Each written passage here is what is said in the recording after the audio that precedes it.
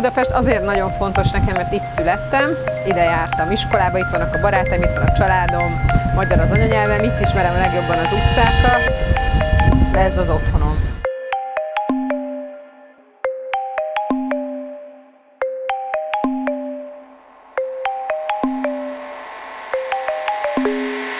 Az anyám zsidó, és ő egy nagyon, hát egy ilyen hagyományőrző zsidó családból jön, tehát sokat jártunk születésnapokra, meg különböző ünnepekre, zsinagógákba, tehát hogy ez azért így megtörtént még 15 éves korom előtt is. De az apám egy nagy katolikus családból jön, akiknél viszont nagyon fontos volt a vallás, és ugye nekem gyerekkoromban az is egy állandó téma volt, hogy én miért nem vagyok megkeresztelve, tehát hogy a családnak az az ága ezt meglehetősen erősen kapacitálta. Úgyhogy nem igaz, hogy ez úgy nem került elő, de hogy tartalommal megtölteni azt a szót, hogy zsidó, az nekem 15 éves korom után került elő. Egyáltalán nem emlékszem arra, hogy történt, hogy én 15 éves koromban hazamentem, és azt mondtam az anyáméknek, hogy hello, én akkor szeptembertől Izraelbe szeretnék iskolába járni. Ezt ő elmondásuk alapján az első válaszuk az volt, hogy biztos, hogy nem. Tehát, hogy menjek csak szépen vissza az 5-ös második B-be. És aztán valahogy szerintem ők is elgondolkodtak azon, hogy ez nem rossz, hogyha én egy kicsit, nem tudom, megemberesedem, meg megtanulok egy új nyelvet, meg világot látok, stb. És akkor végül is az volt a válasz, hogy oké, menjek. A gimnáziumot is ott folytattam, tulajdonképpen másfél évig, egészen az öbölháborúig, amikor most a szüleim mondták, hogy nagyon örülnek, hogy ilyen rettentő önálló gyerek vagyok, de most már akkor jöjjek haza, azt nem nagyon bírják. Nekem kulturálisan nagyon fontos a zsidóság.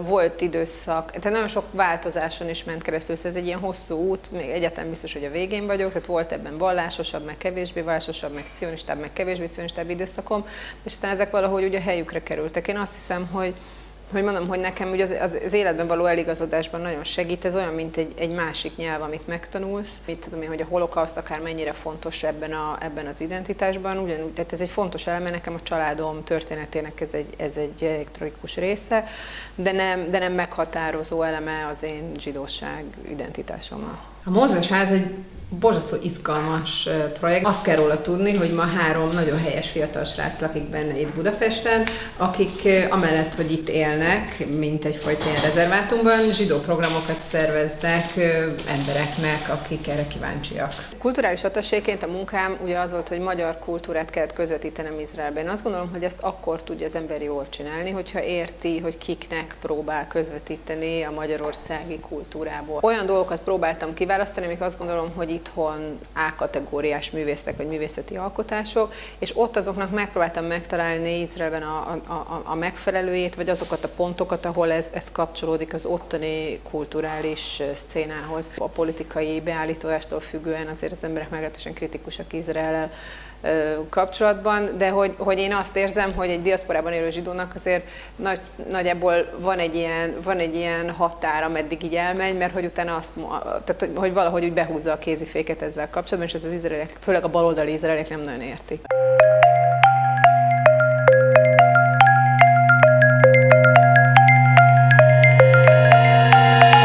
A romkocsmák azért mégiscsak közel állnak a szívemhez, mert elég sok évet eltöltöttem bennük az elmúlt, nem tudom, 10-15 évben. Azok az emberek, akik ezekre a helyekre jártak, nekem azok voltak a fontosak. Tehát nyilván egy hely azért lett fontos nekem, mert azok jártak oda, akiket szerettem, vagy akikkel szerettem volna jobban, akikkel szerettem volna találkozni, vagy beszélgetni.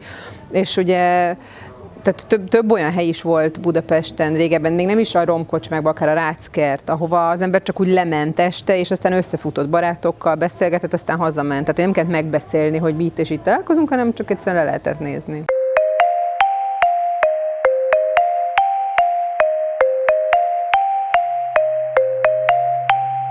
Hogy a kultúrák közötti párbeszéd létrejöjjön, az elsősorban nyitottnak kell lenni a befogadónak, és nyitottnak kell lenni egy kicsit annak is, aki nyújtja ezt a kulturális élményt. Mindenféleképpen fontos, hogy az emberben legyen valami vágy a megismerésre, azon túl is, ami ő maga, meg azon túl is, amit ő már jól begyakorlottan ismer.